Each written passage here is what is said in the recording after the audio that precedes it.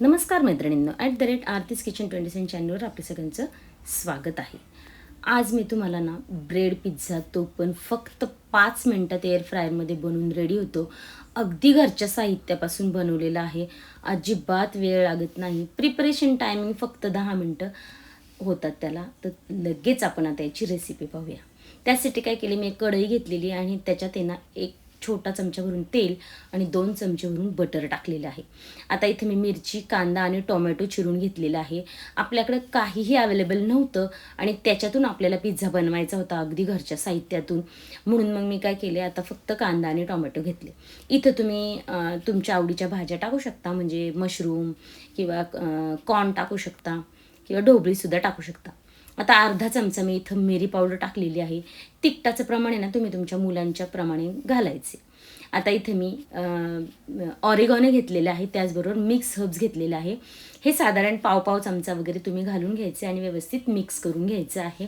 यालासुद्धा फक्त 2 मिनटं परतायचे, अजिबात वेळ लागत नाही आहे. आता इथं साधारण मी 100 ग्रॅम पनीर घेतलं होतं. त्याचे बारीक बारीक तुकडे करून घेतलेले आहे आणि पनीर टाकल्यानंतर थोडंसं चवीपुरतं तुम्ही मीठ टाका आणि लगेच गॅस बंद करून टाका. अगदी 5 मिनटंसुद्धा लागत नाही या आपल्याला बॅटर करायला, फिलिंग करायला.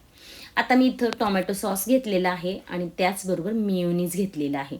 आता काय आहे, इथं तुम्ही अजून पिझ्झा पास्ता सॉस असेल तर तो वापरू शकता. माझा तोही संपला होता म्हणून मी हा जुगाड केलेला आहे. पण ह्याने तरीसुद्धा टेस्टमध्ये काही फरक झाला नाही. खूप भन्नाट असा आपला हा ब्रेड पिझ्झा बनून रेडी झाला आहे. आता मी इथं साधे आपले व्हाईट ब्रेड होते माझ्याकडं, तर ते घेतले मी आणि त्याच्यावर हा जो सॉस बनवलेला होता ना तो टाकून घेतलेला आहे.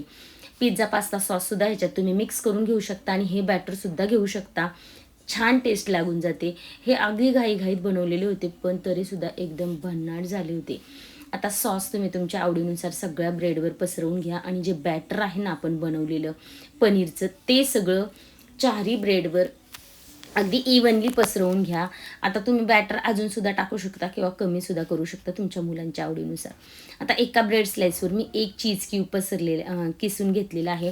तुम्ही मोझरेला चीज किंवा ते छोटे आपलं छोटे मिळतात ना, ते सुद्धा तुम्ही चीज वापरू शकता. आता एअर फ्रायरला हे ठेवून द्यायचे आणि मी 5 मिनटासाठी प्रीहीट केला होता एअर फ्रायर आणि त्याच्यामध्ये आता आपण फक्त 5 मिनटं लावूया. जास्त वेळ लावू नका, नाही तर तुमचे ब्रेड चीज आहे ना एकदम काळपट होऊन जाईल. पहा, 5 मिनटात आपले ब्रेड पिझ्झा एकदम रेडी होऊन गेलेले आहेत. आणि जर तुमच्याकडे एअर फ्रायर नसेल ना, तर तुम्ही सरळ तव्यावर बारीक गॅस करून चीज वितळेपर्यंत ठेवा, तरीसुद्धा एकदम भन्नाट होऊन जातात. ही रेसिपी नक्की ट्राय करा. मुलांनी कधी मागितलं ना बाहेरचा पिझ्झा, तर त्यांना ही रेसिपी नक्की करून द्या. रेसिपी आवडली तर लाईक, शेअर, सबस्क्राईब नक्की करा.